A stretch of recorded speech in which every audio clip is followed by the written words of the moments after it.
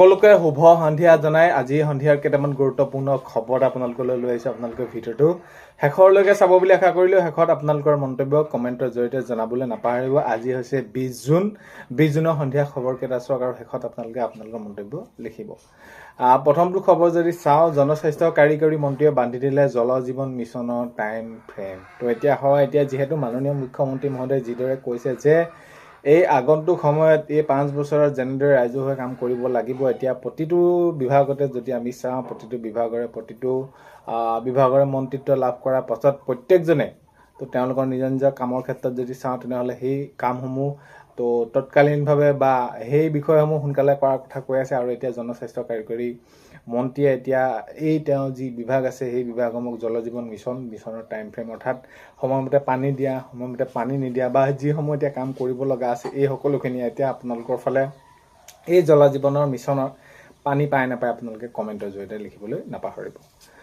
নেক্সটটো খবৰ যদি চাওঁ, বান খহনীয়াৰ ৰোধত কামত গাফিলতি কৰিলে যাব লাগিব ৰঙাঘৰলৈ। এতিয়া সুশান্ত বৰগোহাঁই ডাঙৰীয়াই এইটো মন্তব্য কৰিছে, যিহেতু এতিয়া মন্ত্ৰিত্ব লাভ কৰাৰ পাছতে তেওঁ এইখিনি কথা কৈছে যে যদি কোনোবাই এই কামত, এতিয়া ধৰি লওক কোনোবা ক'ৰবাত বানপানী হৈছে বা বান খহনীয়া হৈছে, তো এই যি কামত ধৰি লওক আমাৰ কোনোবা চিনাকিও থাকিব পাৰে বা তেনেদৰে চিনাকি হ'লে বা একেবাৰে চিনাকিও তেনেদৰে ঘনিষ্ঠ কোনোবা থাকিব পাৰে, কিন্তু এইখিনি কামত যদি কোনোবাই গাফিলতি কৰে, যিয়ে নহওক কিন্তু ৰঙাঘৰলৈ যাবই লাগিব। আৰু এই যি ৰাইজৰ হৈ যিদৰে আমি এইখিনি কাম কৰিবলৈ এইখিনি কৈ আছোঁ বা আমি সেইখিনি কি কৰিছোঁ, তেনেদৰে যেনেকৈ কৰিবলৈ কৈ আছোঁ, আমি কি কৰিব লাগিব, সেইখিনি সময়মতে কাম কৰা দেখিবলৈ পাবই লাগিব বা কৰিবই লাগিব। নহ'লে কি হ'ব, মুঠৰ পৰা ৰঙাঘৰলৈ যাব লাগিব এই কামত যদি কোনোবাই হেমাহি কৰে।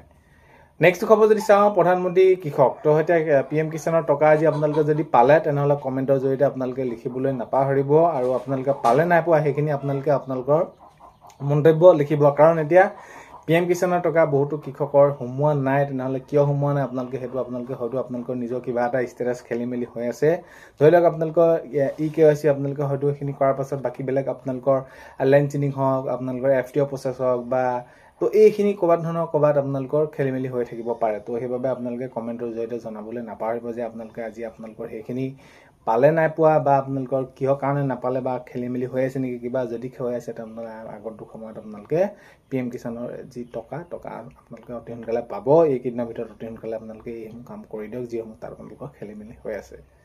নেক্সটটো খবৰ যদি চাওঁ, অম্বুবাচী মেলালৈ লাখ লাখ ভক্তৰ আগমনটো আপোনালোকে গম পাইছে। এতিয়া অম্বুবাচী মেলালৈ লাখ লাখ ভক্তৰ আগমন হৈছে আৰু ভক্তসকল আহি তেনেদৰে তেওঁলোকে সেইখিনি নিৰ্দিষ্ট স্থানসমূহত ভিৰ কৰাহি দেখা গৈছে।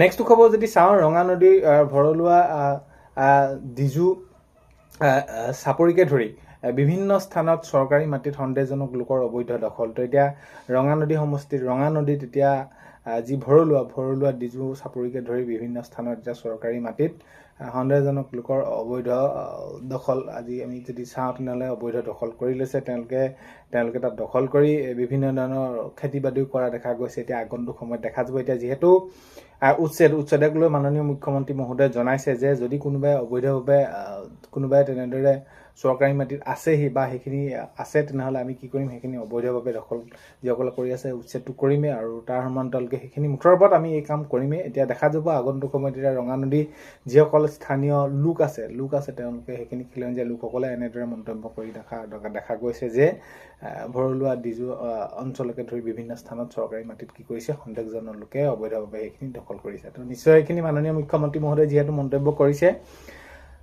যে যি অবৈধভাৱে দখল কৰি আছে, কেঞ্চি মাটিও যদি কোনোবাই অবৈধভাৱে দখল কৰি আছে, আগন্তুক সময়ত সেইখিনি উচ্ছেদ কৰা হ'ব। নেক্সটটো খবৰ চাৰি চাওঁ, বকলীয়াঘাটত কৃষকৰ দুৰৱস্থা, খৰাং পৰিৱেশৰ বাবে কঠীয়া পাৰিব পৰা নাই কৃষকে। তো কাৰ্বি আংলঙত এতিয়া এনেকুৱা ধৰণৰ অৱস্থা হৈছে, যি বকলীয়াঘাটত কৃষকৰ বহুত বেছি এটা বেয়া লগা অৱস্থা হৈছে, দুৰৱস্থা হৈছে যে খৰাং, তেওঁলোকে সেইখিনি সময়মতে কঠীয়া সিঁচিব পৰা নাই। তো এতিয়া খৰাং বতৰৰ বাবে আৰু কিছু অঞ্চলত যদি চাওঁ, তেনেহ'লে একেবাৰে বহুত বেছি বৰষুণ, তেনেদৰে বানপানীৰ সৃষ্টি হৈছে। তো এই বতৰৰ মহিমা একো ধৰিব নোৱাৰি। এতিয়া বকলীয়াঘাটত কৃষকৰ একেবাৰে দুৰৱস্থা হৈছে খৰাং পৰিৱেশৰ বাবে কঠীয়া পাৰিব পৰা নাই। আৰু এইবাৰ কৃষকৰ সুবিধাৰ বাবে এইবাৰ কৃষি বিভাগে বিভিন্ন ধৰণৰ তেনেদৰে তেওঁলোকে সেইখিনি পদক্ষেপ গ্ৰহণ কৰা দেখা যাব বা এইখিনি কৰিম বুলি তেনেদৰে কৃষিমন্ত্ৰীজনে কৈছে। তো আগন্তুক সময়ত যাতে এই সমস্যাসমূহ দূৰ হয়, কাৰণ কেলৈ এজন খেতিয়কৰ বাবে সময়মতে এই যি কঠীয়া পৰা হওক বা ৰোৱা হওক বা এইখিনি সময়মতে হ'লেহে এতিয়া সঠিক সময়ত সঠিক উৎপাদন হয়গৈ। নেক্সট খবৰ যদি চাওঁ, আহাৰমহীয়াত এতিয়া বানৰ কবলত সোণাৰী। তো এতিয়া সোণাৰীত কি হৈছে, বানৰ কবলত তেনেদৰে অৰ্থাৎ বানপানী হোৱা দেখা গৈছে। তো এতিয়া বিভিন্ন ঠাইত বিভিন্ন সৃষ্টি হৈছে বানপানী, তো কিছুমান ঠাইত আকৌ খৰাং হৈছে। তো এনেকুৱা ধৰণৰ পৰিৱেশ সৃষ্টি হৈছে। নেক্সট খবৰ যদি চাওঁ, চিৰাঙৰ চিডলিত বন্যজীৱ সৰবৰাহকাৰীৰ বিৰুদ্ধে STFৰ অভিযান। তো এতিয়া যিসমূহ দুষ্প্ৰাপ্য বন্যজীৱ সেইবোৰ সৰবৰাহ কৰে, তো এতিয়া বেয়া কামত তেওঁলোকে লিপ্ত হৈ পিনি সেইখিনি আৰু তেওঁলোকে 2 নম্বৰ কৰি বিকে। এই যি লোকসকলক এতিয়া STFৰ অভিযান চলাই পিনি তেনেদৰে তেওঁলোকক সেইখিনি ধৰা হয়। নেক্সট খবৰ যদি চাওঁ, গুৱাহাটী মাজমজিয়াৰ পৰা 10 জনৰ অধিক বাংলাদেশী আটক। এতিয়া আপোনালোকে যদি চায় তেনেহ'লে এই যি বাংলাদেশী পুচবেক কৰা হওক বা বাংলাদেশীক চিনাক্ত কৰাই হওক, এতিয়া ৰাজ্য চৰকাৰে কঠোৰ পদক্ষেপ গ্ৰহণ কৰিছে। আৰু এতিয়া এই যি গুৱাহাটী মাজমজিয়াৰ পৰা 10 জনৰ অধিক বাংলাদেশীক আটক কৰা দেখা গৈছে, আটক কৰাইছে। আৰু এতিয়া উচ্ছেদৰ কথাটো আপোনালোকে গম পায়।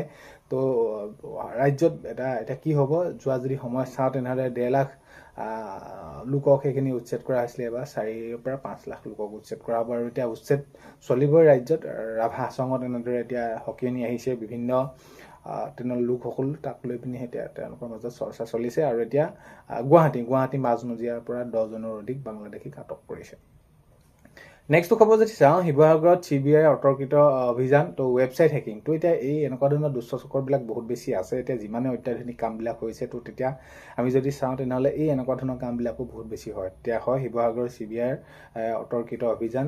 ৱেবছাইট কি হ'ব, টাইকুম গগৈ এজন নামৰ যুৱকক সেইখিনি আটক কৰা হৈছে। তেওঁ সেইখিনি যি ৱেবছাইট হেকিঙৰ সৈতে তেওঁ জড়িত হৈ আছিল। নেক্সট খবৰ যদি চাওঁ, বাইহাটা আৰক্ষীৰ জালত চুৰি সন্দেহ, সোণসহ 4 দুৰ্ধৰ্ষ চোৰ। তো এতিয়া এই এনেকুৱা ধৰণৰ ডকাইত চোৰ হওক বা এইবিলাক বহুত বেছি ৰাজ্যত শেহতীয়াকৈ হ'বলৈ ধৰিছে। আৰু ইয়াক লৈ আৰক্ষীয়ে পদক্ষেপ গ্ৰহণ কৰিছে। আমি যদি দেখোঁ তেনেহ'লে সেইখিনি আমি যদি চাওঁ, সেইখিনি আমি দেখা পাইছোঁ। তেনেদৰে বাইহাটা আৰক্ষীৰ জালত এতিয়া 4 সোণসহ 4 দুৰ্ধৰ্ষ চোৰ। নেক্সট খবৰ যদি চাওঁ, দেৰগাঁও চাৰিআলি পদপথৰ দোকানৰ বিৰুদ্ধে উচ্ছেদ অভিযান। তো যি যান-জঁট হয়, সেই যান-জঁটৰ বাবে পদপথৰ দোকানসমূহ সেইখিনি উচ্ছেদ চলি নিৰ্দিষ্ট স্থানত আকৌ তেওঁলোকক সেইখিনি সংস্থাপনৰ ব্যৱস্থা কৰি দিছে। এতিয়া যি দেখিছোঁ আমি, এই যি দেৰগাঁও চাৰিআলি পদপথৰ দোকানৰ বিৰুদ্ধে উচ্ছেদ কৰিছে সেইখিনি। নেক্সট খবৰ যদি চাওঁ, কৃষকসকলে সুবিধা পাব। আগন্তুক সময়ত কৃষকসকলক সুবিধা দিয়াৰ কথা কৃষিমন্ত্ৰী ডাঙৰীয়া ইতিমধ্যে সেইখিনি সকলোখিনি তেওঁলোকৰ কথা মন্তব্য কৰিছে। তো এতিয়া আগন্তুক সময়ত দেখা যাব কি কেনেদৰে সুবিধাসমূহ দিয়ে, অৰ্থাৎ এই যি কৃষকসকলক সুবিধা দিয়াৰ কথা এইখিনি কৃষিমন্ত্ৰী গৰাকীয়ে সেইখিনি মন্তব্য কৰিছে। এতিয়া আগন্তুক যিহেতু বাজেট অধিৱেশন 6 জুলাইৰ পৰা হ'বলৈ গৈ আছে, তাতে এতিয়া ভাল খবৰ ওলাবলৈ গৈ আছে বুলি সকলোৱে কৈ আছে, বা ওলাব নোলাব কি হয় চিন্তা কৰি আছে। তো তেতিয়া যিহেতু মাননীয় মুখ্যমন্ত্ৰী মহোদয়ে ক'লে যে 26-27 বৰ্ষৰ বাবে প্ৰায় 21 দিনীয়াকৈ বিধানসভা বাজেট অধিৱেশন অনুষ্ঠিত জুলাই মাহৰ পৰা, অৰ্থাৎ জুলাই 6 তাৰিখৰ পৰা হ'বলৈ গৈ আছে। তো তাত বিদ্যালয়সমূহ প্ৰাদেশিকৰণ এই কথাটো তাত এইখিনি আওতাত আহিব নাহিব কি হ'ব, নিশ্চয় আহিব। আৰু এতিয়া একেলেন অংগনবাড়ী কৰ্মী সহায়িকাসকলে এইখিনি বিষয়খিনি সকলোৱে উত্থাপন কৰি আছে, কি হ'ব কি নহ'ব। নিশ্চয় প্ৰাদেশিকৰণ প্ৰক্ৰিয়া হওক বা অংগনবাড়ী একেলেনৰ ক্ষেত্ৰত নিশ্চয় এইখিনি এটা তেওঁলোকে বাজেট এটা ধৰিব। কাৰণ কেলৈ যদি এইখিনি কাম যদি নধৰে তেনেহ'লে পিছলৈ থাকে, তেনেহ'লে এই শিক্ষাগুৰুসকল বা এই কৰ্মী সহায়িকাসকলৰ নিশ্চয় বহুত বেছি তেওঁলোকে বিপদত পৰিব। তো নিশ্চয় এইখিনি ধৰা হ'ব বুলি সকলোৱে আশা কৰি আছে আৰু ধৰিব। তো এইখিনি আছিলে 20 জুনৰ সন্ধিয়া খবৰ। এইকেইটা আপোনালোকে ভিডিঅ'টো শেষলৈকে চোৱাৰ বাবে বহুতে বেছি ধন্যবাদ। এইখিনিতে আপোনালোকক এটা অনুৰোধ কৰিম, চেনেললৈ যদি আপোনালোক নতুনকৈ আহিছে, চেনেলটো ছাবস্ক্ৰাইব কৰাৰ লগতে কাষতে থকা বেল আইকনটো প্ৰেছ কৰি অল কৰি থ'ব, যাতে নতুন এটা ভিডিঅ' দিয়াৰ লগে লগে আপোনালোকে আগতীয়াকৈ চাবলৈ পায়। আজিলৈ অন্য এটা ভিডিঅ' এটা লগ পোৱা কৰে। বাই।